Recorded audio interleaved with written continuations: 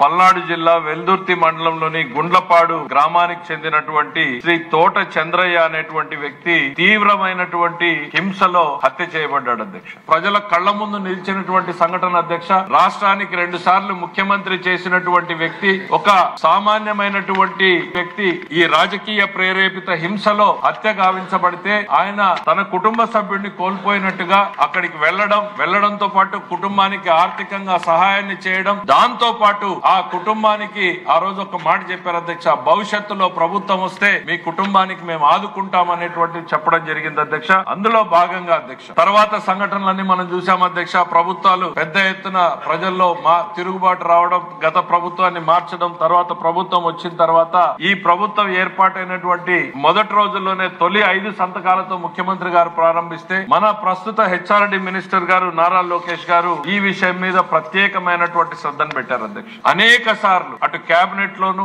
వివిధ వేదికల్లోనూ ఆయన తోట చంద్రయ్య గారి కుటుంబాన్ని మనం కాపాడాలి, ఒక నమ్మకాన్ని విశ్వాసాన్ని రాష్ట్ర ప్రజల్లో మనం కల్పించాలి, వారి కుమారుడికి మనం ఉద్యోగాన్ని ఇవ్వాలి అనేటువంటిది పట్టుబట్టి దాన్ని కంటిన్యూస్ గా ఫాలో అప్ చేసినటువంటి ఘనత ఈ రోజు నారా లోకేష్ గారికి దక్కుతుంది అనేటువంటిది ఈ వేదిక ద్వారా నేను చెప్పదలుచుకున్నాను అధ్యక్ష.